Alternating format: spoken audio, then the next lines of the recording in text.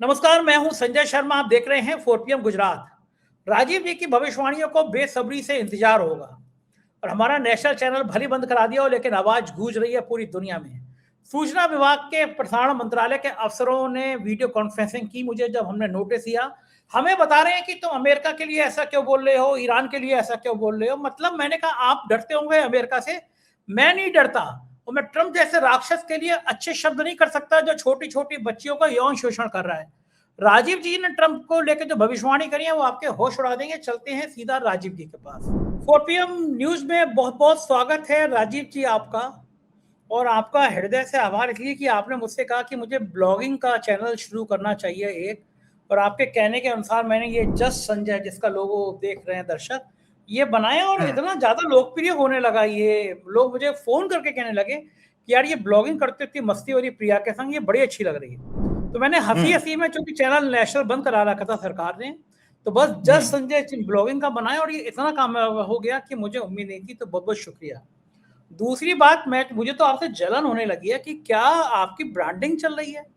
Iran की consulate ने आपको, ईरान के दूतावास ने आपको बुलाया, उनके सांस्कृतिक पोस्ट ने बुलाया आपको, और ईरान के इतने इंटेलेक्चुअल लोग, उनके ऑफिशियल लोग आपसे बात किए। आपकी भविष्यवाणियों को इंग्लिश में ट्रांसलेट करा करा के ईरान में वायरल हो रही हैं आपकी भविष्यवाणियां। पूरी जी, दुनिया में कहाँ का जलवा बिखेरेगा। ऑस्ट्रेलिया में आपको लोग बुला के ले जाते हैं, दुबई में आपको बुला के ले जाते हैं, अमेरिका से मेरी पीछे पड़े हुए हैं। मैंने कहा भैया युद्ध तो खत्म करो कि नहीं, राजीव जी को लेके आ जाइए, शो कराएं आपका। आपकी वजह से गेहूं के संग बसूरों को पानी लग जाता है ना। आपके चक्कर में लोग मुझे भी पहचानने लगे, मेरी भी थोड़ी औकात बढ़ रही है।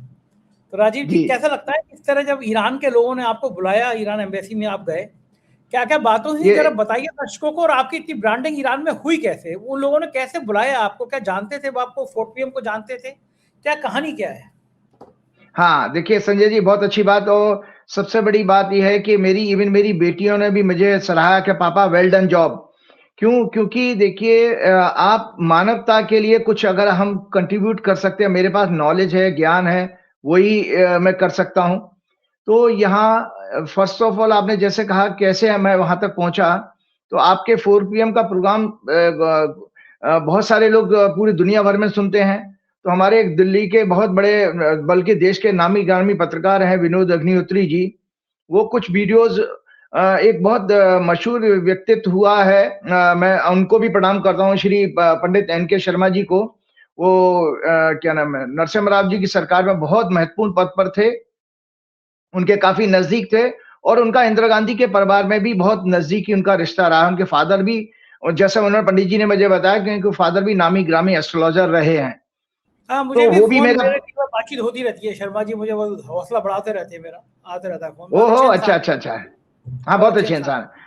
तो इस तरह से विनोद जी ने उनको भेजा, उन्होंने वहाँ आगे भेजा, तो इस तरह मेरी मीटिंग हुई, तो मैं पीछे मुझे बॉम्बे जाना पड़ा था, आपसे नहीं मिल पाया था मैं। तो मेरी मीटिंग उस समय थी और उन्होंने पंडित जी ने बाद में मेरे ईरान की विज़िट के बाद में कल्चरल एम्बेसी जो है उनकी कल्चरल सेंटर, वहाँ पे विज़िट के बाद में उन्होंने मुझे कॉम्प्लीमेंट भी दिया था बहुत सुंदर। तो पहले तो मैं वो दोनों तीनों पिक्चर्स आपके ऑफ़िस में बोलूँगा कि वो पिक्चर्स ज़रूर दिखाएँ, कि जहाँ पर मैं जो वहाँ के अयतुल्ला थे, जो स्पिरिचुअल हेड हैं इंडिया में, उस कल्चरल सेंटर के, वो इंडिया को मतलब ईरान को रिप्रेज़ेंट कर रहे हैं। उनके साथ मेरी 1 टू 1 मीटिंग हुई। उनको हिंदी नहीं आती है, उनको फ़ारसी आती है या अंग्रेजी में बोल सकते हैं वो। दूसरा, आपके कुछ बड़े पत्रकार भी आपके देश के थे, उसमें आबेद दुबे जी थे, आपका आशुतोष जी थे, विनोद जी तो थे ही। तो इस तरह से उन लोगों के साथ मेरा मिलने का मौका मिला, उनके साथ भी मेरी फ़ोटो सब लोगों के साथ हुई है। तो हुआ विषय ये था संजय जी कि उस प्रेडिक्शंस के बेस पर, वहाँ पर जो पंडित जी ने जो चीज़ें आगे बात की, तो एक इंटरेस्टिंग पॉइंट मैं दर्शकों आपको बताना जा रहा हूँ कि जर्नलिस्ट तो अपना काम करने गए थे, कुछ लोगों को अपना इंटरव्यू लेना था, बाइट लेनी थी, जो भी था। लेकिन बीच में जब वो कुछ टाइम के लिए अयतुल्ला जी उठ कर के गए हैं संजय जी, उस समय उन्होंने मेरा हाथ पकड़ कर के ये कहा कि आपको रुकना है, मुझे आपके साथ बैठना है। तो मैं हैरान रह गया, मैंने कहा कि बाप रे! मेरा इतना इतना रिस्पेक्ट, इतना कि किसी देश का कल्चरल हेड मुझे ये कह रहा है कि आप रुकिए, मुझे आपसे स्पेशल बात करनी है। तो मुझे वहाँ रुकना पड़ा। तो मैं था और पंडित जी थे, बाकी बहुत सारे स्कॉलर्स, इतने पढ़े-लिखे लोगों को बीच में मैंने देखा, तो मैं हैरान रह गया, मैंने कि कितने इंटेलेक्चुअल्स हैं ये लोग, और ज़्यादातर लोग उसमें फिलॉसफी के ग्रेजुएट्स हैं और या प्रोफ़ेसर्स हैं। बहुत सारी बातें हमारी कल्चर की बात की। आपको दर्शकों को जानकारी के लिए बता दूं, हमें आयतुल्ला जी ने बताया था कि ईरान का असली नाम आर्यन था। आर्यन से बिगड़ के बोलते बोलते ईरान बन गया है। तो उन्होंने कहा कि हमारी सभ्यता जो है, हमारी सिविलाइजेशन मोर देन 7,000 ईयर पुरानी है संजय जी। संजय जी, इस्लाम बना 700वीं शताब्दी में।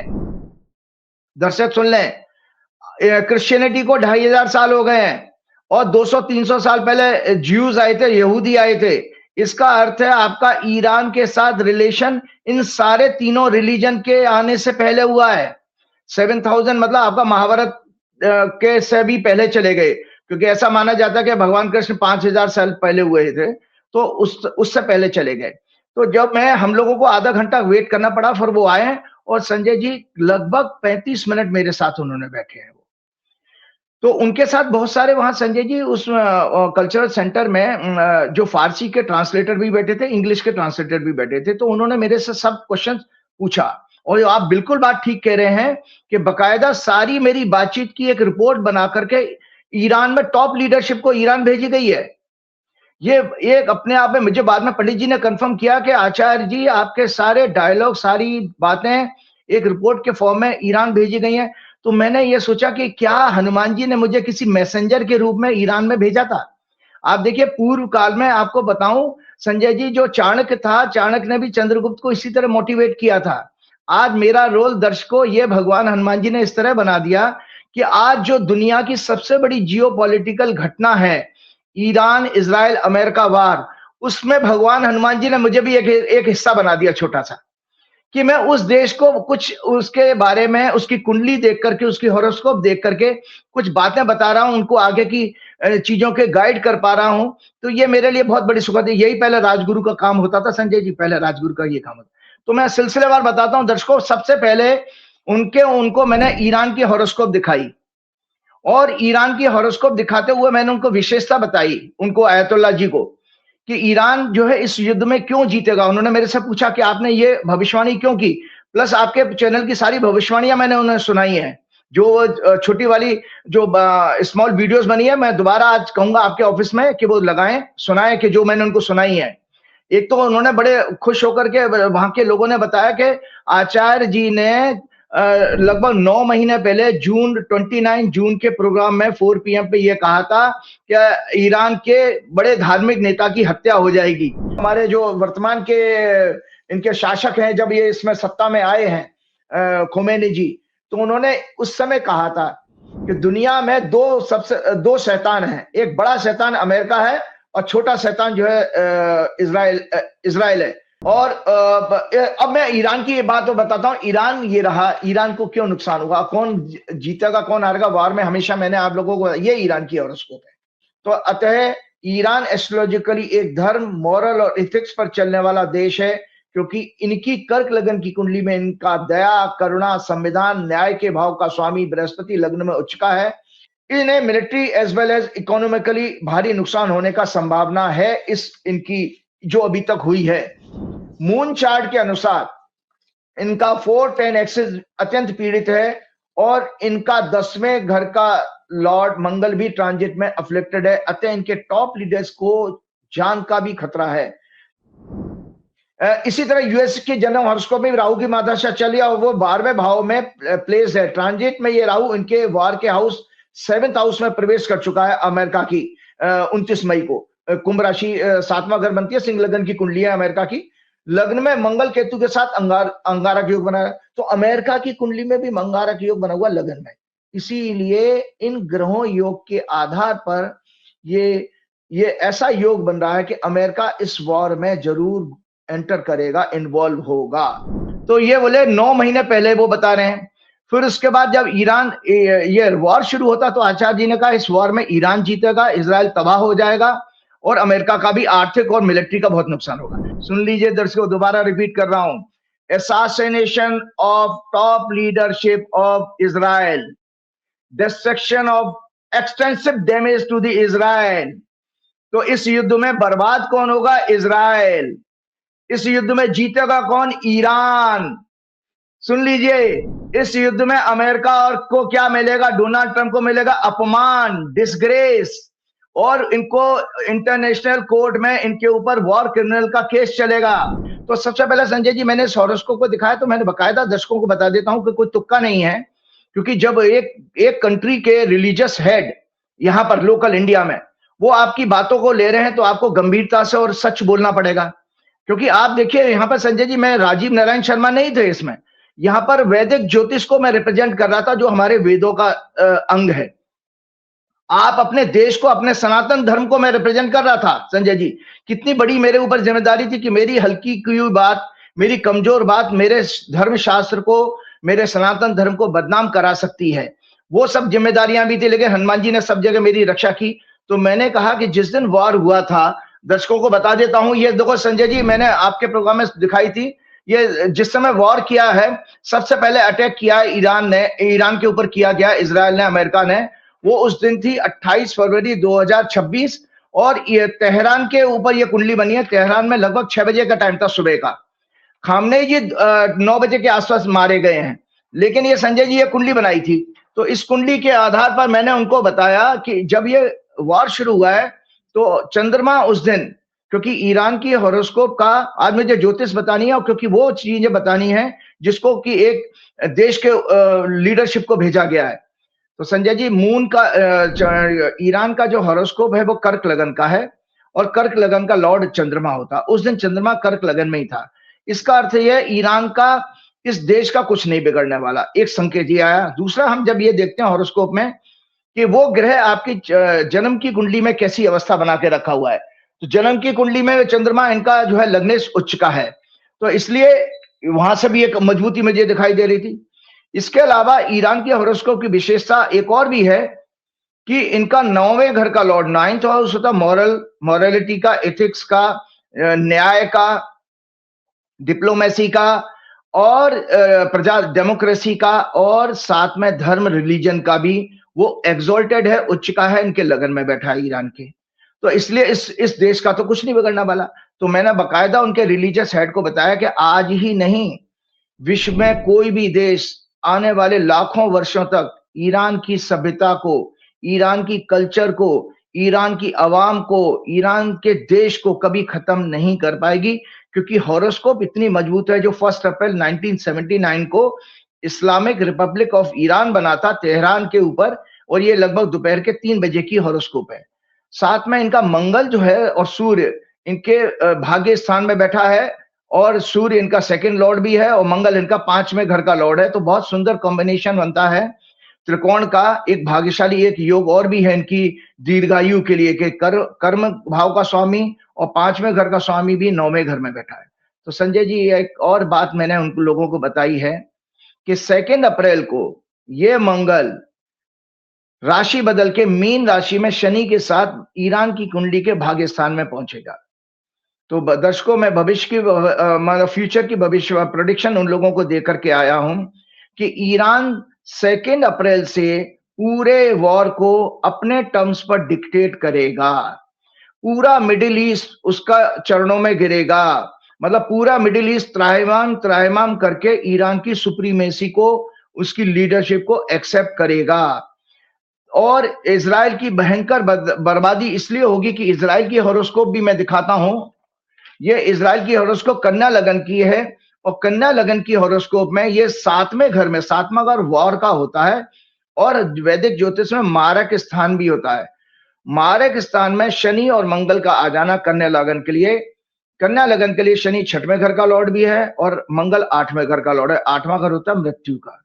एक्सटेंसिव डैमेज होगा, इतना डैमेज होगा संजय जी कि ईरान का नक्शे से, इजराइल का नक्शे से गायब हो जाना, मतलब बेइंतहा जो है इनकी तबाही इनके यहाँ होने वाली है, कि इजराइल नाम की चीज जो है डेमोग्राफी में एक इतनी कमजोर हो जाएगी कि आने वाले सैकड़ों वर्षों तक इजराइल उठ नहीं पाएगा। ये 2 अप्रैल से बाद मैं भविष्यवाणी वहां देकर के आया उन लोगों को। और तीसरी बात, मैंने उनको एक और बहुत अच्छी बातें बताई बकायदा। वो पंडित जी इसलिए खुश हुए थे कि मैंने वहां पर रामायण की बात की है, मैंने वहां पर रामायण की चर्चा की और बताया उनको, क्योंकि मैं अपने धर्म को रिप्रेजेंट करा, यह है रामायण। संजय जी मैंने बताया उन लोगों को, क्योंकि वो तो फारसी में समझ रहे थे तो ट्रांसलेशन सुन रहे थे। मैंने बताया कि ये धर्म युद्ध ईरान लड़ रहा है। तो दर्शकों आप ही के प्रोग्राम में मैंने दिखाया था, तो मैं दोबारा से धर्म युद्ध बता दूं सो दैट ये बातें लिंक हो जाएंगी। मैंने वहां उन लोगों को बताया कि ईरान धर्म युद्ध क्यों लड़ रहा है, तो मुझे बताना पड़ा कि रामायण में भगवान राम ने विभीषण को, जब विभीषण गीता में धर्म युद्ध और अधर्म युद्ध की व्याख्या की है, तो उसको मैंने वहां अयतुल्ला जी को सुनाया। मैंने कहा कि धर्म युद्ध वो होता है जो धर्म की स्थापना के लिए, अधर्म के नाश के लिए, सज्जनों की रक्षा के लिए, न्याय की पुनर्स्थापना के लिए होता है और अपनी आत्मरक्षा के लिए होता है। और अधर्म का युद्ध क्या कहा गया है, भगवान राम ने विभीषण को कहा है उत्तरकांड मतलब युद्ध कांड में। उन्होंने कहा कि इसका उद्देश्य जो है अधर्म के युद्ध का सेल्फिश होता है, लैंड पर कब्जा करना, वेल्थ, पावर, रिवेंज, प्लंडर, लूट के लिए या विस्तार के लिए, एक्सपेंशन के लिए। और इसमें कोई स्ट्रिक्ट ऑब्लिगेशन नहीं होता रूल्स का, जैसे कि आप इस युद्ध में देख रहे हैं कि कहां ईरान के साथ ऑलमोस्ट, मुझे ये भी जानकारी मिली दर्शकों उस कल्चरल सेंटर में कि बिल्कुल एडवांस स्टेज में क्या नाम है ईरान और अमेरिका का समझौता हो रहा था, और उसके बाद ये पीठ में छुरा भोंका गया है। तो अधर्म के युद्ध में किसी कायदे कानून का पालन नहीं होता, there is no strict obligation to follow rules, और इन्होंने ईरान पर हमला कर दिया। और अधर्म के युद्ध में यह भी कहा जाता है कि इनोसेंट पर हमला नहीं करना। वहां आपने 180 से ज्यादा बच्चियों को मार दिया है लोगों ने। और ये अधर्म के युद्ध में कहा जाता है वायलेंस होगी, डिसेप्शन होगा, धोखा होगा, बिट्रेयल होगा, अटैकिंग द इनोसेंट।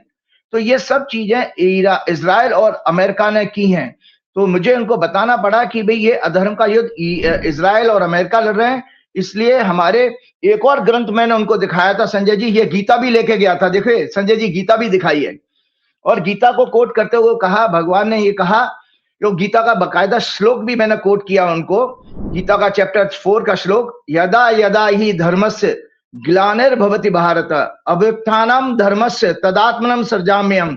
भगवान कहते हैं अर्जुन, जब जब धर्म की हानि होती है, righteousness is on the decline, और अधर्म की वृद्धि होती है, इमोरलिटी इंक्रीजेज, तब मैं अपने रूप को रचता हूं।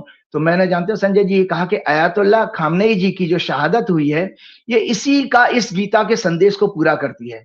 और संजय जी मैंने एक और चीज वहां पर व्याख्या की थी, क्योंकि मैं अपने सनातन धर्म को रिप्रेजेंट कर रहा था। मैंने कहा महर्षि दधीची ने, जब राजा इंद्र एक बार राक्षसों से युद्ध हार गए थे, तो उनको एक ऐसे धनुष की क्या नाम है, दैवीय धनुष की जरूरत पड़ रही थी, जिसको कि ये उनको बताया गया कि दधीची की अगर शरीर की हड्डियों से वो धनुष बनाया जाए तो उससे आप राक्षसों को पराजित कर सकते हो। तो जब इंद्र दधीच, महर्षि दधीच के पास पहुंचे, तो उन्होंने बहुत स्वेच्छा से खुश होकर के अपना शरीर त्याग कर दिया। तो यही चीज आयतुल्ला खामनेई जी के साथ हुआ कि उन्होंने खुशी खुशी, मुझे वहां पर जाकर के ये बहुत बड़ी जानकारी मिली, मेरी आंखों में आंसू आ गए कि किस तरह से उनको कहा गया था 1 घंटे पहले ही, उनको ईरान के लोगों को सूचना मिल चुकी थी कि ये अटैक होने वाला है। तो खामनेई जी को जब सूचना दी गई कि आप सेफ प्लेस पे चले जाएं, ये मैं किसी यूट्यूब की या फर्जी वीडियो की बातें नहीं कर रहा हूं, मैं उस कल्चरल सेंटर में उन लोगों की डायरेक्ट बातें, क्योंकि जो अभी जो एक बहुत बड़े इनके एनएसए की जो डेथ हुई है, वो उस समय डायलॉग में थे उनके साथ, खामनेई जी के साथ में। तो वो उनकी बातों को ही इन्होंने, लोगों ने कोट किया था। तो उन्होंने साफ मना किया कि नहीं, मेरी आवाम अगर सुरक्षित नहीं है तो मेरा सुरक्षा के लिए किसी बंकर में जाना उचित नहीं है। इस तरह करके उन्होंने स्वेच्छा से अपना शरीर उसी तरह त्यागा जैसे महर्षि दधीची ने। और इसका परिणाम ये मिला, मैंने इन लोगों को बताया कि भाई देखिए, ये जो आप पुण्य देख रहे हैं कि जो 6 महीने पहले पूरा ईरान में उथल पुथल मची पड़ी थी, आपस में मतभेद थे, सडनली आप देखें इसका पुण्य के रूप में उनके जो एक दिव्य आत्मा ने जब अपना शरीर अपने देश, अपनी जनता की खातिर उसकी शहादत दी, उसका बलिदान दिया, सेक्रीफाइस दिया, उसका पुण्य था कि आज सारा ईरान एक है। नॉट ओनली ईरान एक है, पूरी दुनिया की सिंपैथी ईरान के साथ है। नाटो देशों ने अमेरिका और इजराइल को सपोर्ट करने से मना कर दिया, और भी दूसरे देशों को, जहां अभी तो मैं पढ़ रहा था कि श्रीलंका ने भी अमेरिका को मना कर दिया उनके बेस को यूज करने के लिए। तो ये सब चीजें मैं वहां बता करके आया। और एक और क्वेश्चन उन्होंने मेरे से पूछा था संजय जी कि आपको इस युद्ध को खात्मा कब देखते हैं, खत्म होने की संभावना कब देखते हैं? तो मैंने कहा देखिए इसमें एक मेरे पास एक कैलकुलेशन ये है कि जब ये युद्ध शुरू हुआ था 28 फरवरी को सुबह 6 बजे तेहरान के ऊपर जो मेरी कुंडली बनी, वो कुंडली थी कुंभ लगन की कुंडली, और उस कुंडली में के अनुसार मैं एक संकेत देख सकता हूं, क्योंकि ये हर एक की कुंडली ईरान, अमेरिका और इजराइल तीनों की कुंडली को कंबाइंड स्टडी करके ही बताया जा सकता है। तो इसमें मैंने अपनी एक कैलकुलेशन उनको बताई है कि इस युद्ध की रुकने की संभावना 15 अप्रैल से पहले मुझे अपनी मेरी गणना में दिखाई नहीं दे रही है दर्शकों, इसलिए क्योंकि इस जो 28 फरवरी 2026 को हॉरोस्कोप जो मैंने आपको दिखाई है 7th हाउस से मंडेन एस्ट्रोलॉजी के अनुसार वॉर देखा जाता है। तो जब तक 7th हाउस अभी भी पीड़ित है और आगे भी पीड़ित रहेगा, राहु केतु के बीच में है। पहली बात तो मंगल इस एक्सेस को छोड़ेगा 2 अप्रैल को। साथ में जब 7th लॉर्ड किसी तरह इंप्रूव होगा, सूर्य 7th लॉर्ड है सूर्य, तो तब जाकर के वो 15 अप्रैल के बाद जब सूर्य मेष राशि में जाएगा, तब मुझे वहां दिखता है कि ये इस वॉर में कोई समझौते की कंडीशन तैयार होंगी और वॉर खत्म होता हुआ दिखाई देगा। ये इस तरह की बातें बता के आया। और एक और मैंने बात उन लोगों को बताई थी, मैंने बाकायदा नेतन्याहू की हॉरोस्कोप भी उनको दिखाई है, जो नेतन्याहू जी की हॉरोस्कोप है, और मैंने वहां सभी पत्रकार बंधुओं को भी ये बताया और उन लोगों को भी बताया कि मेरी कैलकुलेशन में नेतन्याहू जी की जो एंड है उनका दुखद हो अंत दिखाई दे रहा है। बाकी तो जितनी भी अभी वीडियो आ रहे हैं सब फर्जी हैं। वो जब इक्लिप्स पड़ा था 3 मार्च को, 3 मार्च से 9 मार्च तक चंद्रमा पीड़ित था सिंह राशि में और कन्या राशि में। 2.25 दिन एक राशि में रहता, तो 5-6 दिन का वो गैप मुझे अच्छा नहीं दिख रहा था, उनके लिए बहुत अशुभ दिखाई दे रहा था। इस तरह से करके मेरी ये यात्रा रही और बाद में ये सारी मुझे फीडबैक मिली जिसकी आप चर्चा कर रहे थे संजय जी, कि वहां पर उस रिपोर्ट को वहां पर भेजा गया। मैंने एक बात और वहां पर जोड़ी है संजय जी, इसी विभीषण और राम के संवाद की। मैंने कहा ईरान के जो अयतुल्ला खामनेई जी हैं, वो हमारे जो भगवान राम ने युद्ध भूमि में जो योद्धा होता है ना, उसके कुछ क्वालिटीज बताई गई कि रणवीर होना चाहिए, दानवीर होना चाहिए, दयावीर होना चाहिए, विद्यावीर होना चाहिए, त्यागवीर होना चाहिए, धर्मवीर होना चाहिए। पिछले प्रोग्राम में मैंने शेयर किया। तो रणवीर किसको कहते हैं? जो युद्ध भूमि में वीर है, अर्थात युद्ध क्षेत्र को छोड़कर नहीं भागता। तो आपको पता है वो युद्ध क्षेत्र को छोड़ के नहीं भागे, उन्होंने खुशी खुशी अपने घर में शहादत दी है। इसके विपरीत आप डोनाल्ड ट्रंप का रवैया देख लीजिए और नेतन्याहू का देख लीजिएगा, सब भागे भागे बंकर में छिपे घूम रहे हैं। इवन हमारे विश्वगुरु का भी देख लीजिए अपने देश में। अच्छा भला हमारी आर्मी ने रणवीर का काम किया था, देखो हमारी आर्मी ने रणवीर का काम किया था ऑपरेशन सिंदूर में, लेकिन हमारे विश्वगुरु अमेरिका के दबाव में रण छोड़ के भाग गए, सीज फायर मान लिया। सीज फायर का मतलब हो रहा है रण क्षेत्र से भाग जाना। तो हमारे जो नेताजी हैं वो तो वैसे भी रणवीर तो है ही नहीं दूर दूर तक, वो किसी तरह से भी अपनी जान बचा के भाग लिए और अभी तक डरे पड़े हैं। संजय जी, जो अभी एनएससी की डेथ हुई है प्लस खामनेई जी की डेथ, हमारे विश्वगुरु ने तो एक बार भी शोक संवेदना नहीं दी है। उन्होंने जब देखिए ईरान की एम्बेसी में भी जो भेजा वो मुस्लिम नेता भेजा था उन्होंने, कोई रामपुर के एक नेता है, क्या नाम है आपका उनका रामपुर के नेता का? नकवी है क्या? अब्बास कुछ हैं, मुख्तार अब्बास नकवी, मुख्तार अब्बास नकवी। हाँ, मुख्तार अब्बास नकवी जी को भेजा था, लेकिन कोई देखिए हिंदू मंत्री बीजेपी का नहीं गया है।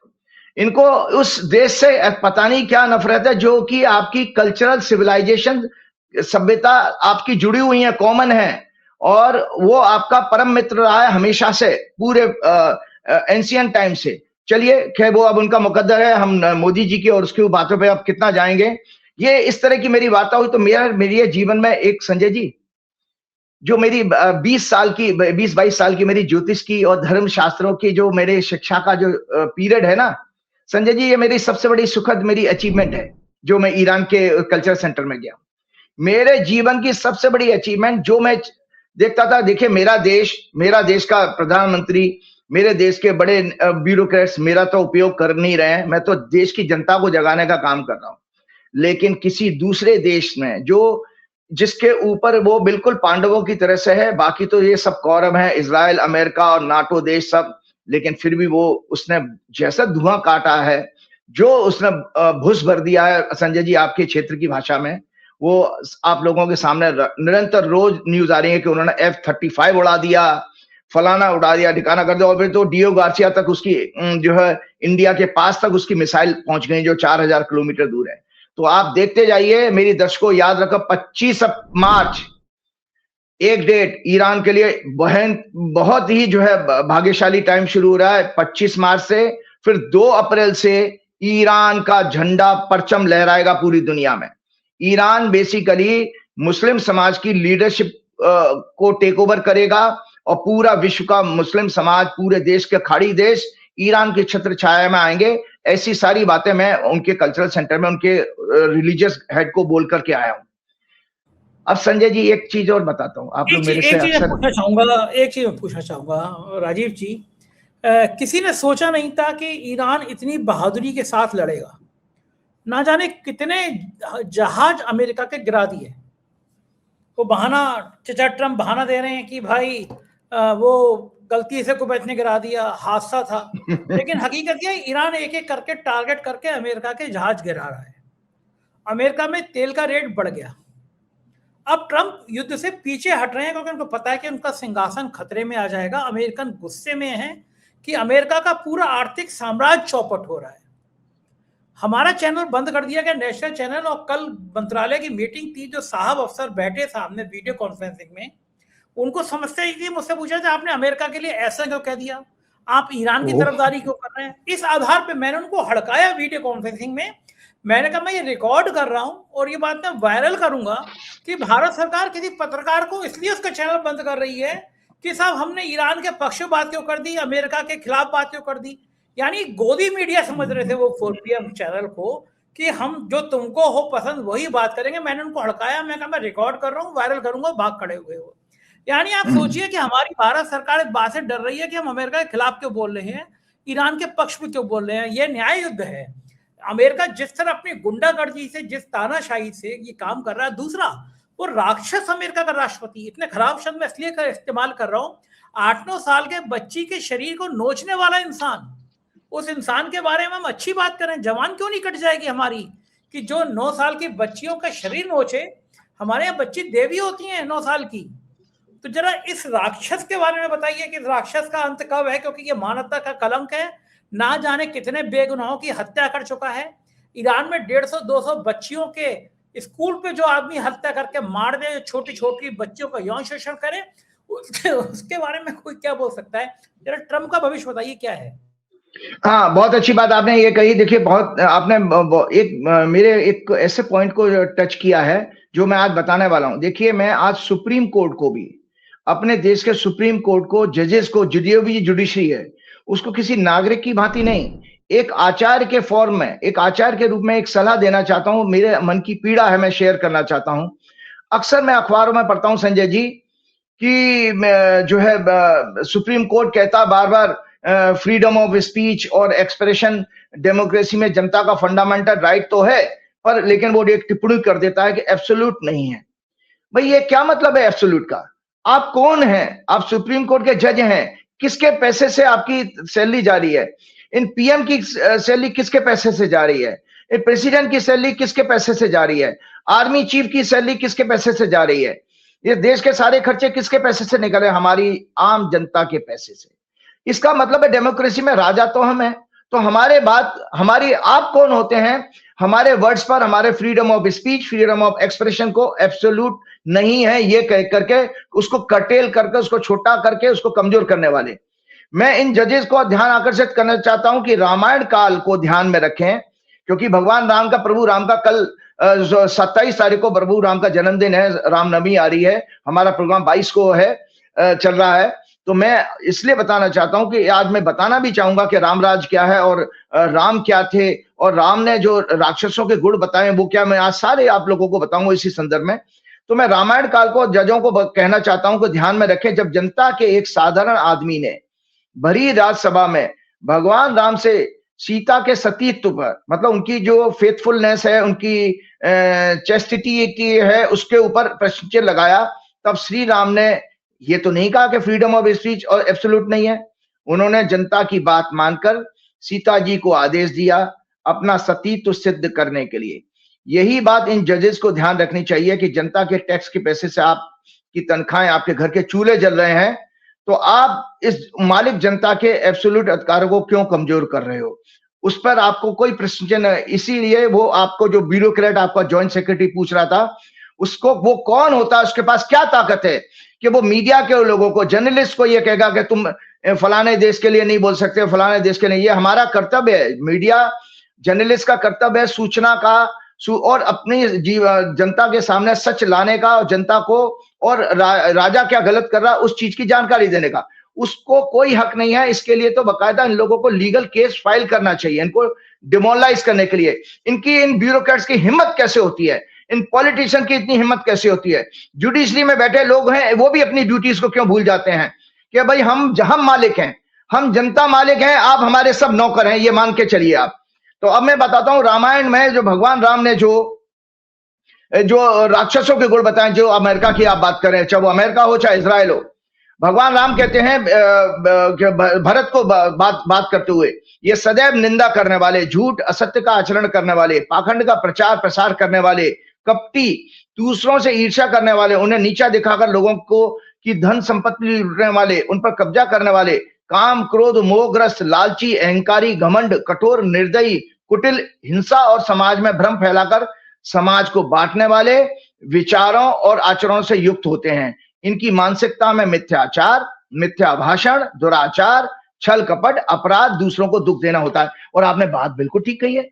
आप देखिए, नवरात्र चल रहे हैं, छोटी बच्ची, हमारे कन्या जो है 6 वर्ष से 12 वर्ष की मानी जाती हैं, उन कन्याओं को, देवी स्वरूप कन्याओं का शरीर नोचने वाले ये डोनाल्ड ट्रंप, जेफरी एप्स्टीन वो एक जूस था, सब कुछ मोसाद की गाइडेंस में हो रहा था, मतलब नेतन्याहू की गाइडेंस में हो रहा था। और हमारा नरेंद्र मोदी का मंत्रिमंडल, जो हरदीप पुरी वगैरह, वो सब उसमें शामिल है। और दुखद बात यह है कि एक जुडिशरी ने एक जजमेंट दिया है, संजय जी आपको जानकारी है, दिल्ली हाईकोर्ट ने, मैं उस हाईकोर्ट के जजमेंट को भी प्रश्न चिन्ह लगाता हूं कि उस जज को भी चिंतन करना चाहिए।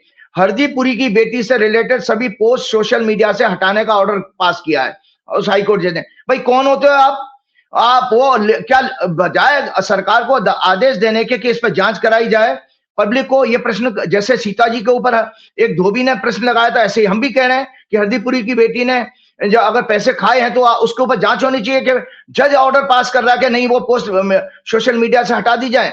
ये सिद्ध करता है कि जुडिशरी में कितनी स्पाइन बची है, वो कितना देशभक्त है। डेमोक्रेसी, डिप्लोमेसी, देश की अवस्था, देश की जनता की समस्याओं, विदेश में देश की बिगड़ती छवि आदि की कितनी चिंता करता है जुडिशरी, कितना गंभीर है ये जुडिशरी को, उसमें चिंतन करना चाहिए। तो जहां तक अब आप ट्रंप की बात की, तो मैंने आपको बताया था संजय जी पिछले प्रोग्राम में, 22 मार्च आज का ही दिन है, दर्शक नोट कर लें, ट्रंप की सूक्ष्म दशा केतु की शुरू हो रही है।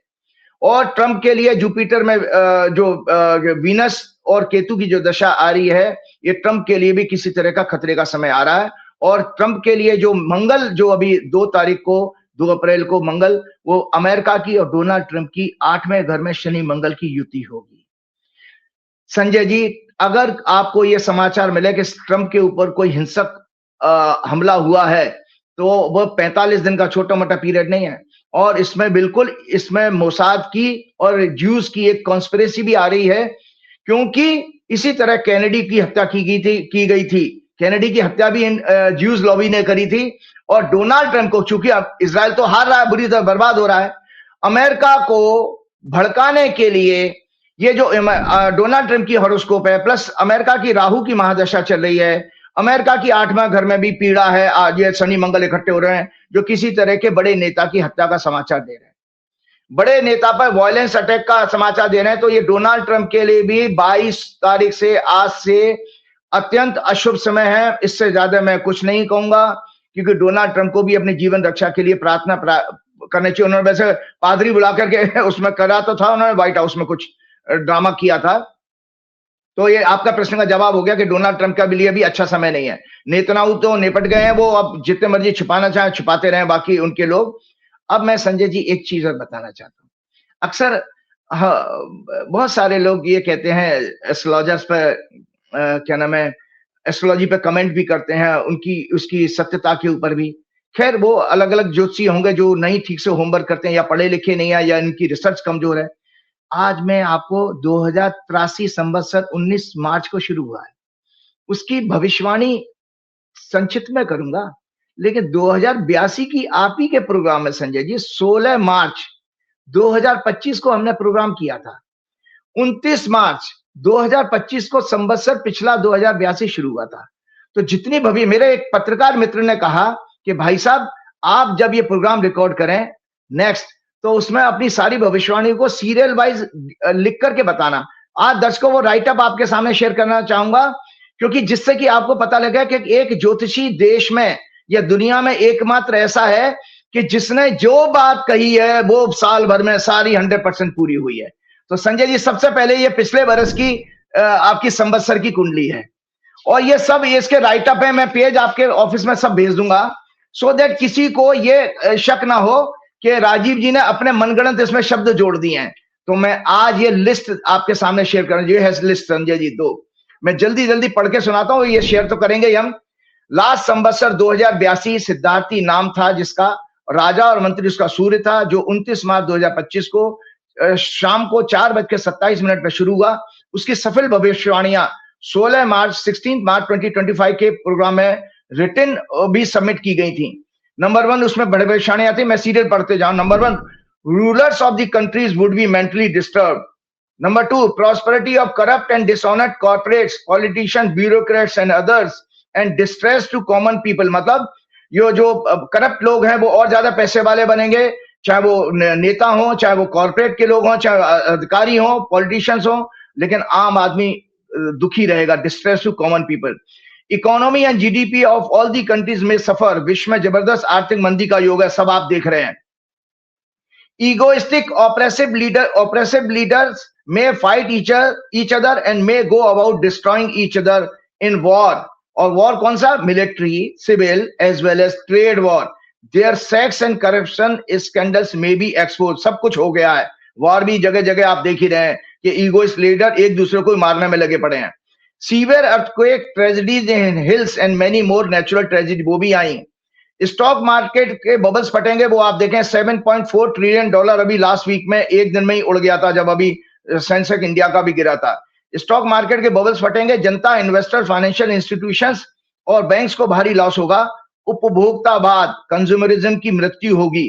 लोगों के पास पैसे नहीं होगा तो आप खरीदोगे कहां से? उपभोक्ता मर जाएगा वैसे ही। लोगों की और कंट्रीज की परचेजिंग पावर घटेगी। इनकम, महंगाई, बेरोजगारी के कारण।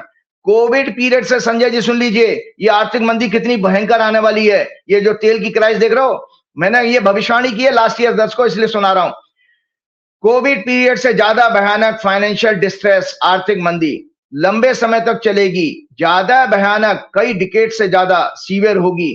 कई बैंक्स, फाइनेंशियल इंस्टीट्यूशंस में भी फेल्ड, उनके बंद होने का कारण बनेंगे। मंगल केतु के कारण ट्रेड वार चरम सीमा पर होगा। People's unrest may be widely spread to many countries which may be violent, may force to leaders to step down from their position। सत्ताएं परिवर्तन होंगी, सत्ता परिवर्तन होगा, युद्ध के हालात बनेंगे। नंबर 10, विश्व के सभी बड़े institutions like United Nation, BRICS, G7 महत्वहीन होकर के डिसइंटीग्रेट होंगे। अब आप बताइए, इस समय जब वार चल रहा है, किसी कोई इंटरनेशनल ऑर्गेनाइजेशन की बात कोई सुनी जा रही है? यूएन की कोई औकात रह गई है? कोई भी G7 की या ब्रिक्स की कोई औकात रह गई है? तो इसलिए वो भी मैंने भविष्यवाणी लास्ट ईयर की थी। दुनिया भर में आर्थिक संकट बढ़ेंगे। Law and order, theft, and crimes, shooting incidents बढ़ेंगी। 12, विश्व में total harmony, brotherhood and peace would be disturb. वो भी आप देख रहे हैं, सारे देश में, दुनिया में बर्बाद हो चुकी है ब्रदरहुड और हार्मनी। नंबर 13, इंटरनेट के जरिए space and communication war. Sanjay ji, AI का वार आप देख रहे हैं ना, कभी नेतन्याहू की कोई एआई की फोटो वीडियोस आ रही हैं, ये एआई का वार चल रहा है। वो भी मैं प्रेडिक्ट कर चुका हूं। इंटरनेट के जरिए space and communication war, bracket में एआई वार, डेटा थेफ्ट, साइबर क्राइम्स के द्वारा कई देशों की economy, governance, political leadership, military, defence and security को मैनिपुलेट किया जाएगा। नंबर 14, दर्शक ध्यान से सुने, ये आइटम आपको शेयर किया जा रहा है। Death of national rulers, presidents, PM, top leadership, ministers and other dictators, destruction of states. किसी राज्य का बर्बाद होना किस तरह देखा जाता है? देशों की मिलिट्री, सिविल, फाइनेंशियल कैपेसिटी की बर्बादी। Death of important scientist, strategists and destruction of oil and gas sector. Sanjay ji, ये भी मैंने भविष्यवाणी की है. Destruction of oil and gas sector, वो आपके सामने सब हो रहा. Automobile, pharma, communication, manufacturing sectors. Number 15, foreign power may influence the politics, governance, economy of many countries through secret plots, spies and conspiracies. Venezuela का आपने देखा ही था कि कैसे अमेरिका ने उठा लिया उसको रातों रात. Number 16, worst year for US economy. America के लिए भी भविष्यवाणी की थी. Worst year for US economy, stock market as a whole, USA में face severe recession, high inflation, employment crisis. Many policies of Donald Trump with malified intentions may be backfired. Challenged in the court of law, it will be very, very difficult for him to run the country because of public protests, judicial interventions. People may protest across the USA against his many policies. 18, Trump administration may suppress media independence coverage and may try to confuse, misguide the people and entire world with fake news, false narratives and propaganda war. 19, Trump may work ruthlessly with egoistic, oppressive and aggressive attitude. He will be known as trade tariff war dictator. His madness and attitude will severely disturb the social harmony in the USA as well as in the world. ये सब मैंने last year की prediction सुना रहा हूं मैं आपको. भारत में मोदी सरकार की कई पॉलिसीज भी कोर्ट में चैलेंज की जाएंगी. Worst year for stock market Bharat के लिए लास्ट ईयर मैंने प्रेडिक्ट किया था. ट्रेड, इकोनॉमी एंड करेंसी, बेरोजगारी, महंगाई के कारण डोमेस्टिक अनएम्प्लॉयमेंट बढ़ेगी. मेन स्ट्रीम मीडिया मोदी सरकार की गुलाम बनकर देश, देशवासियों और पूरे विश्व को गुमराह करेगी. Prominent people, corporate leaders, ministers, bureaucrats, media personalities, glamour world के लोगों के सेक्स और करप्शन के स्कैंडल्स एक्सपोज होंगे. ये मैंने इंडिया के बारे में भी भविष्यवाणी की थी. थर्ड हाउस इंडिया की कुंडली के अनुसार पाप ग्रहों से पीड़ित होने के कारण पड़ोसी देशों से संबंध खराब होंगे और युद्ध के हालात पैदा होंगे. ये हमने ऑपरेशन सिंदूर के टाइम में सब कुछ देख लिया. तो इस तरह से मैंने आप लोगों को ये जानकारी दी कि जो 2082 के लास्ट ईयर संवत्सर सिद्धार्थी की मैंने भविष्यवाणी की, ये 22 पॉइंट है. आप इसको क्लोजली वॉच करके देखिएगा कि एक ज्योतिषी ने कितना मेहनत और कितनी रिसर्च के साथ में ये चीज किया. अब मैं आता हूं संजय जी आज का आने वाले संवत्सर की थोड़ी सी ब्रीफ में, डिटेल में फिर अगले प्रोग्राम में करूंगा. ये संजय जी ये संवत्सर 19 मार्च को शुरू हुआ है. अभी ये करंट 19 मार्च को 6:52 पर शुरू हुआ है और ये मीन लगन की कुंडली है. चंद्रमा, सूर्य, शनि, शुक्र लगन में, बृहस्पति चौथे घर में, केतु 6वें घर में, मंगल, राहु, वक्री बुध 12वें भाव में, जो बहुत अच्छा संकेत नहीं दे रहे हैं. और इसकी थोड़ी सी जानकारी दे दूं कि ये चैत्र शुक्ल पक्ष प्रतिपदा को विक्रम संवत 2083 जो आरंभ हो रहा है, ज्योतिष शास्त्र के अनुसार इसका नाम रौद्र है, रुद्र से बना है. इसका राजा देवगुरु बृहस्पति और मंत्री मंगल है.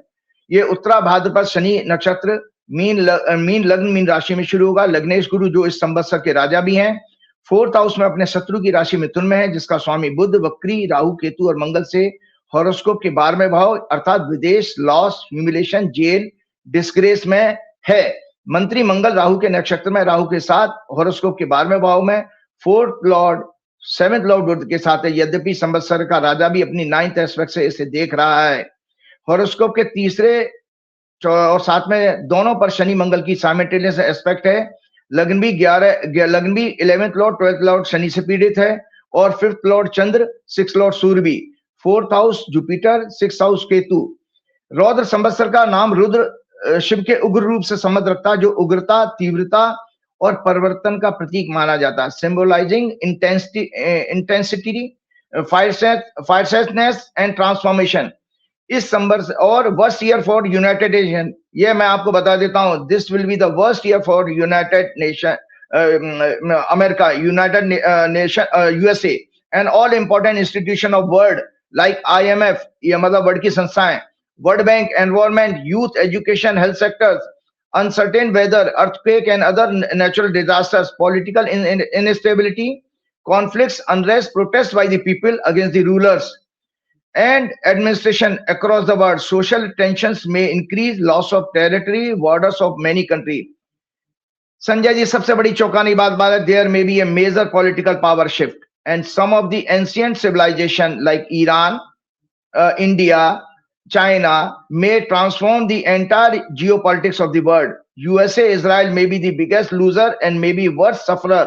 और डिटेल में मैं अगले प्रोग्राम में जरूर करूंगा, लेकिन आज मैं इसकी एक जो है संक्षिप्त भविष्यवाणी करता हूं, फिर आगे बढ़ूंगा। इंडिया, बीजेपी और अमेरिका की डिटेल प्रोडिक्शन में अगले प्रोग्राम में जरूर करूंगा। कुंडली के नाना प्रकार के विवादों के भाव 6th हाउस स्वामी सूर्य सरकार, जो पीएम का भी सिग्निफिकेटर होता है, 5th लॉर्ड चंद्रमा के साथ 8th हाउस 8th लॉर्ड शुक्र सिग्निफाई करता है sex, female related crimes. 12th Lord होता है विदेश, हानि, अपमान, डिस्ग्रेस, षड्यंत्र। शनि के साथ लग्न में है और लग्न में इन्फ्लुएंस है 6th Lord, 8th Lord, 12th Lord का, अतः विदेशी षड्यंत्र। ध्यान से सुन लीजिए करंट संवत्सर में विदेशी षड्यंत्र, sex, corruption, money laundering, jail, tariff के कारण देश में, भारतवर्ष में सत्ता परिवर्तन का योग है संजय जी। और कब कौन सा पीरियड खराब है? April to July 2026 is very very dangerous for our government. पूरे वर्ष राजनीतिक आर्थिक अस्थिरता बनी रहेगी। शेयर मार्केट के लिए भी बहुत अशुभ है। 2nd Lord, 9th Lord and 12th house, media का कारक बुध भी 12वें भाव में पीड़ित है। आर्मी पर्सनल्स और आर्म सेक्टर्स के लिए भी भारी नुकसान का योग है। ये मैंने इस नए संवत्सर की आपको संक्षिप्त में भविष्यवाणी बताई है। डिटेल में मैं एक एक करके बताऊंगा, बड़ी भविष्यवाणियां हैं। अब मैं चलते चलते संजय जी थोड़ा सा रामायण के ऊपर बात करूं, क्योंकि प्रभु श्री राम का जन्म है। तो संजय जी, प्रभु श्री राम दशरथ के पुत्र, भगवान विष्णु के 7वें अवतार। ये भागवत पुराण, विष्णु पुराण के अनुसार ये हमारा क्या नाम है, रामचरितमानस के दर्शन आप कर लें, इसके बाद हम जाएं। प्रभु श्री राम कौन थे दर्शकों? प्रभु श्री राम दया, करुणा, प्रेम, सहयोग, प्राणी मात्र का कल्याण करने वाले हैं। उन्होंने राजा होते हुए धर्म का सदैव पालन किया, अहंकार दमन नहीं किया और अपना महिमा मंडन भी नहीं कराया। ढोंग, पाखंड, क्रोध, छल, कपट, चुगली, निंदा, द्वेष भावना से कोसों दूर एक संत योगी, तपस्वी, बैरागी की तरह अति विनम्रता से शासन किया। उन्होंने कभी किसी का धोखे से शासन नहीं छीना राम जी ने। जैसे आपके यहाँ सरकारें बदल देते ना वो एमएलए खरीद करके, और ना ही छल कपट, अधार्मिक, अनैतिक तरीकों से अपने शासन का विस्तार किया, एक्सपेंशन किया। उन्होंने राजा होते हुए भी सदैव मर्यादा, मॉडेस्टी का पालन किया और कभी भी अपने सामर्थ्य और शक्ति का अहंकार नहीं किया राम जी ने। और इसके विपरीत आरएसएस, भाजपा, विश्व हिंदू परिषद, पाखंडी संत महात्माओं ने प्रभु श्री राम को धनुष ताने हुए दिखाकर एक हिंसक, अधर्मी, अहंकारी, दमनकारी राजा और भगवान दिखाने की, और राजा और जो है एक गुंडे की तरह से सदैव भगवान को दिखाने की कोशिश की है। ये सनातन धर्म शास्त्रों में भगवान परमात्मा की छवि को बिगाड़ने का, विश्व में गलत रूप से दिखाकर पेश करने का, हमारे धर्म को और भगवान को पापी बताने का अपमान किया जा रहा है। और इसका इनको दंड इन पापियों को जरूर मिलेगा। चलते चलते राम राज क्या है? राम राज में अकाल मृत्यु, प्राकृतिक प्रकोप, समाज के सभी वर्गों, जातियों में भेदभाव नहीं किया जाता था, उनका शोषण नहीं किया जाता था, चोरी, महिलाओं, कमजोर वर्गों, दीन दुखियों पर अत्याचार नहीं होते थे। राजा अपनी प्रजा की सेवा बिना भेदभाव के करता था। लोग भय मुक्त होकर संवाद करते थे। डायलॉग आपकी तरह से नहीं, वो आपको जो जॉइंट सेक्रेटरी बकवास कर रहा था, भय मुक्त होकर संवाद करते थे। राजा से प्रश्न पूछते थे। Freedom of speech and expression, मतलब 100% थी, एब्सोल्यूट नहीं थी हमारे सुप्रीम कोर्ट की तरह से। राजा भी अपनी प्रजा से नियमित संवाद करके उनके दुख तकलीफों को जानकर उन्हें दूर करने का प्रयास करता था। राज्य में महामारी, रोग नहीं फैलते थे। ब्राह्मणों, आचार्यों, विद्वानों में ज्ञानियों का सदैव सम्मान होता था। सभी वर्ग, सभी प्राणी प्रसन्न चित्त और प्रेम के साथ आनंद में रहते थे। संजय जी 2 मिनट दीजिए बस, केवल लास्ट 2 मिनट। ऐसा हमारे शास्त्रों में कहा गया कि जब रामायण की हम व्याख्या करते हैं तो भगवान हनुमान जी स्वयं प्रसन्न होते हैं, प्रकट हो जाते हैं। आज हमारे इस प्रोग्राम में भी हनुमान जी का आशीर्वाद हमारे साथ है। तो इसलिए मैं संक्षिप्त में, क्योंकि ये मैंने आपको अक्सर प्रोग्राम में कहा है कि मेरा एक प्रोग्राम अब एक लेक्चर की तरह से हो गया जो इंस्टीट्यूशन में पढ़ाया जाएगा। हमारे बच्चे आज देखिए उम्मीद नहीं कर सकते आप बच्चों से को रामायण को, गीता को हाथ लगाएंगे या भागवत पढ़ेंगे या कोई पुराण पढ़ेंगे। समय ही नहीं है उनके पास इतना। वो तो आजकल यूट्यूब पे छोटा सा कुछ देख लेते हैं, फिर कंफ्यूज हो जाते हैं। तो मैं जल्दी से एक बस उसके बाद ही समाप्त करना चाहूंगा, क्योंकि अगले प्रोग्राम में जो 29 तारीख को जो प्रोग्राम आएगा उसमें हनुमान जी की मैं कवरेज करूंगा। आज समय ज्यादा हो रहा है तो मैं सिर्फ रामायण को एक संक्षिप्त व्याख्या करते हुए आगे बढ़ जाऊंगा। वाल्मीकि रामायण, महर्षि वाल्मीकि ने तप के द्वारा ब्रह्मा जी का साक्षात दर्शन किया और रामायण को लिखने उसकी काव्य रूप में है का आशीर्वाद प्राप्त किया। वाल्मीकि जी के अनुसार श्री हनुमान जी नीति मतलब पॉलिसीज के मूर्ति स्वरूप थे। कूटनीति का भी उन्हें अपार ज्ञान प्राप्त है। वाल्मीकि रामायण में ऋषि ने 24,000 श्लोकों से युक्त रामायण की काव्य की रचना की है। इसमें 7 खंड हैं। बाल खंड संक्षिप्त में बता रहा हूं, प्रभु श्री राम के जन्म के पहले से जन्म तक और फिर विवाह तक कुल 70 सर्ग हैं। वो जो जैसे हम सर्ग कहते हैं। और अयोध्या कांड नंबर 2, भारद्वाज ऋषि के आश्रम में जाना, श्री राम के राज्याभिषेक की तैयारी, कैकेयी का वरदान, श्री राम को वनवास, कुल 119 सर्ग हैं ये रामायण में। अरण्य कांड तीसरा, अरण्य कहते हैं जंगल को, इसमें 75 सर्ग हैं। श्री राम का अगस्त ऋषि के आश्रम में प्रवेश, पंचवटी में जटायु का मिलना, सूर्पणखा का आना, मारीच प्रकरण, रावण के द्वारा सीता का अपहरण, जटायु वध, सीता वियोग में श्री राम का विलाप, शबरी मिलन, ये अरण्य कांड में। किष्किंधा कांड, यहाँ पर हनुमान जी के साथ परिचय होता है सबसे पहले राम जी का, किष्किंधा कांड में, चौथा कांड है, मतलब खांड है, मतलब ये जो चैप्टर जैसे कहते हैं। इसमें 67 सर्ग हैं। सुग्रीव का श्री हनुमान जी को राम जी के पास भेजना, हनुमान जी द्वारा अपना परिचय देना, श्री राम सुग्रीव की मैत्री, बालीवध, श्री राम का अपनी अंगूठी देकर लंका भेजना हनुमान जी को, जामवंत द्वारा हनुमान जी को उनकी अपार शक्ति और उद्देश्य की कथा सुनाकर उनको मोटिवेट करना। पांचवा है सुंदर कांड, इसमें जो अक्सर आप लोग पूजा पाठ में आप प्रेयर में लेते हैं। इसमें 68 सर्ग हैं। श्री हनुमान जी के द्वारा समुद्र लांघना, सुरसा सिंह का वध, लंका में प्रवेश, अशोक वाटिका में सीता जी को मिलना, रावण के 5 सेनापतियों उनके पुत्र अक्ष कुमार का वध, इंद्रजीत श्री हनुमान जी का युद्ध, मेघनाथ द्वारा उन्हें दिव्यास्त्र में बांधकर रावण के दरबार में उपस्थित करना, रावण का उनके ज्ञान, कूटनीति, राजनीति की समझ से अत्यंत प्रभावित होना, रावण तक प्रभावित हो गया था। और इसके बाद श्री हनुमान जी की पूंछ में आग लगाकर श्री हनुमान जी द्वारा लंका दहन, 9 ग्रहों को रावण की कैद से मुक्त कराना, श्री हनुमान जी का जामवान को लंका का वृतांत सुनाना और श्री राम को सीता जी का समाचार सुनाना, उन्हें उनकी चूड़ामणि देना। छठवां युद्ध कांड, इसमें 128 सर्ग हैं। श्री हनुमान जी की प्रशंसा श्री राम द्वारा करना, उन्हें गले लगाना, श्री राम रावण युद्ध, मेघनाथ सहित रावण और अन्य राक्षसों का वध, सीता जी के चरित्र पर श्री राम का संदेह, एक धोबी के कहने पर श्री राम द्वारा सीता जी को सतीत्व की परीक्षा देने का आदेश, श्री राम का विजयी होने के बाद अयोध्या में स्वागत। उत्तरकांड 7वां आखिरी, इसमें 111 सर्ग हैं। श्री राम के दरबार में महर्षियों का आगमन, उनसे बातचीत, राज्याभिषेक के बाद श्री राम ने सभी राजाओं, वानरों, रीछों को विदा किया। वाल्मीकि जी के आश्रम में सीता जी ने लवकुश नाम के 2 पुत्रों को जन्म दिया। श्री राम ने अश्वमेध यज्ञ किया, अनुष्ठान किए। वाल्मीकि ऋषि सीता जी और उनके दोनों पुत्रों को अयोध्या छोड़ने आए। सीता जी का पृथ्वी में समा जाना, काल के द्वारा ब्रह्मा जी का संदेश राम को प्राप्त होना और राम जी द्वारा अयोध्या से 1.5 योजन दूर पश्चिम की तरफ मुख करके सरयू नदी को दर्शन करना, उसमें प्रवेश कर जाना, अपना शरीर त्याग देना। श्री राम ने अपने सभी भाइयों सुग्रीव, वानरों तथा रीछों के साथ परम धाम जाने का निश्चय किया। विभीषण और श्री हनुमान जी को पृथ्वी पर रहने का आदेश दिया। श्री राम ने श्री हनुमान जी को अयोध्या का राजपाट और विभीषण को लंका का शासन चलाने का भी आदेश दिया। इसी के साथ हनुमान जी की प्रार्थना करते हुए हम अगले प्रोग्राम में बाकी बातें करेंगे। श्री गुरु चरण सरोज रज निज मन मुकुर सुधार, वर्ण रघुवर विमल जसु जो दायक फलचार, बुद्धिहीन तनु जान के सुमिरो पवन कुमार, बल बुद्धि विद्या देव मोह हरो कलेश विकार। जय श्री राम, जय हनुमान। बहुत शुक्रिया राजीव जी, बहुत शुक्रिया। ये तो राजीव नारायण जी। और फिर मैं आपको याद दिलाना चाहता हूं, अंतर्राष्ट्रीय स्तर पर अपनी ख्याति प्राप्त कर चुके स्वानंद किरकिरे जी।